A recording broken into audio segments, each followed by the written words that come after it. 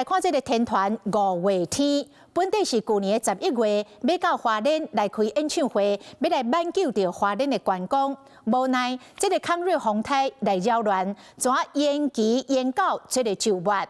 但是，佫真无拄好，这个9月是高中升大学的学测，再加上这要过年咯，所以会当去听演唱会的人大减少。讲目前花莲的大放率只有6成。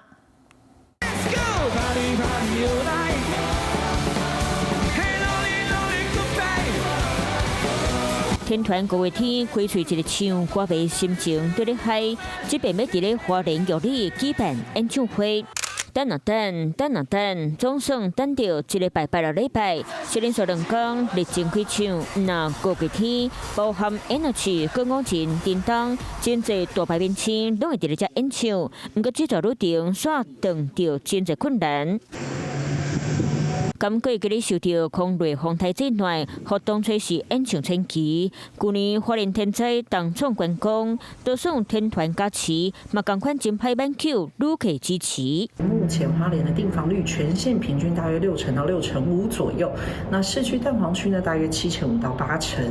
那相较于11月来说呢，略微有1成左右的缩减哦。开唱拄到学测，学生买将无法度行较到。过年特别到京村大部分往中南部去，多数是要看到歌星、钱包啊、大屁屁，侪关心影响大放率。当时他有送很多花莲的伴手礼给台湾各地的偏远的社福团体，我们也针对当时5月天采购的这些业者跟他们的产品，我们就组合成一个大礼包。天团甲明产厂商机制出大礼包，每件就送你台湾名牌包。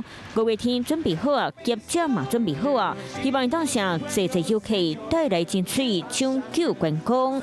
Hello， 我是林仙怡。想要抢先掌握最及时的新闻资讯吗？赶快订阅、按赞、开启小铃铛，锁定华视新闻 YouTube 频道。